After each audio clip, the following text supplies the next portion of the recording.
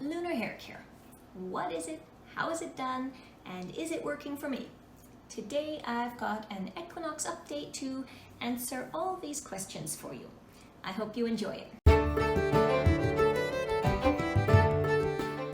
Welcome back everyone, I'm Witch Hazel, and back in December I decided to chat a bit about Lunar Hair Care since it had come up in the comments on a previous video and I was wanting to try something new with my hair anyway. So today I've got an update. First things first, what is Lunar Hair Care? Most of us have received advice at one point or another that we should only trim our hair at the full moon or the new moon, and that doing this will provide certain benefits to the quality of our hair. This traditional advice is essentially lunar hair care. As a kid growing up, my parents didn't trim my hair very often. My mom always preferred to keep our hair long, even my kid brothers. When I did get a trim, however, the moon was always a factor. It always came up. Add to this, when I went for visits to my grandparents, my grandmother would always consult her lunar calendar before making a hair appointment. Her calendar went a step further and took into consideration not just the phase of the moon, but what astrological sign it was in, all of which supposedly played a part in achieving a desired goal in haircutting.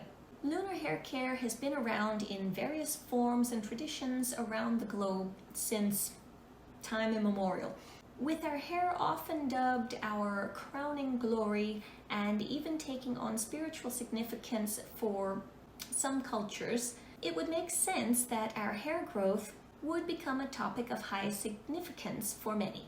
The basic premise is that if you want your hair to grow thick, long, and healthy, you want to aim for trimming on or near the full moon, as this is when the moon has the strongest pull on the water that makes up most of our bodies, and therefore is seen as pulling all the nutrients and hydration necessary for optimal hair growth outward toward the extremities. Conversely, if you like short hair and don't want to mess with cutting your hair all that often, you would trim on the new moon when your body's energies are concentrated at your core. In addition, the solstices and equinoxes, being transitional and highly magical times of year, are known as beneficial times to trim the hair.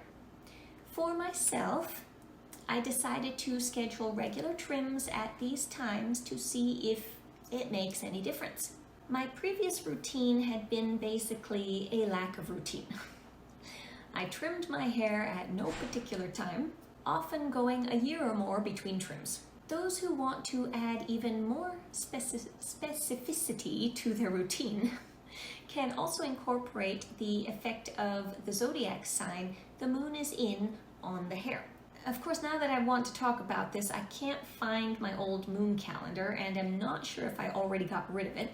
But from what I recall, earth and water signs are preferable times to trim the hair due to their more nurturing qualities, while air and fire signs should be avoided as they are too dry to support healthy hair. That said, there is a lot of conflicting information about this. Leo, for example, is often seen as a good sign for hair care because of its associations with the lion's mane, despite it being a fire sign. Some sources advise staying away from the scissors if the moon is passing through a water sign. Given that astrology is probably my least developed witchy skill, all I'm going to say on this is go with your intuition. I don't personally pay much attention to the lunar cycle in my hair care because my schedule, the length of my hair, the time it takes to wash and dry, just all make it very inconvenient for me to try and keep up with these details. I really have the time to deal with my hair only on either a Sunday or maybe a Monday. And if I happen to miss my wash day, I might just be stuck until the next one rolls around. Huzzah for covering my hair! Knowing this is why I chose to focus my experiment on seasonal trims and attempting better attention to my hair in between washes. On that note, I do want to mention what I do specifically to care for my hair. Keep in mind, I generally can't be bothered to perform a lengthy hair care routine for any length of time. I have very fine, very long hair that easily becomes dry and brittle.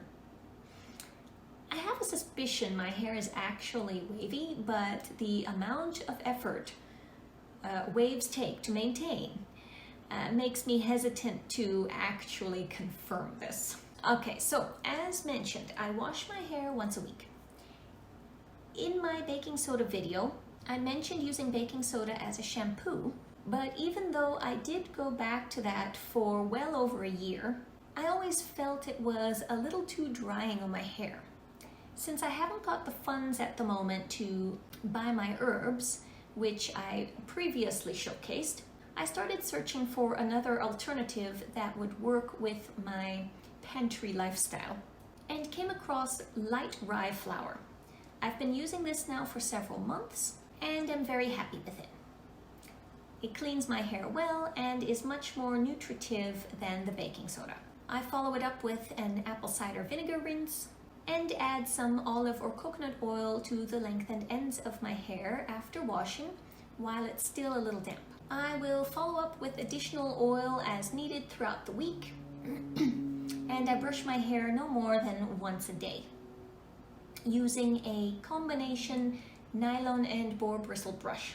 I started using this brush after getting frustrated at the continued appearance of split ends, even though I was only using a wide-toothed wooden comb and putting my hair straight into a protective bun. I tried using a boar bristle brush, but always felt like it wasn't getting through my hair properly since the hair at my scalp is thicker than the length.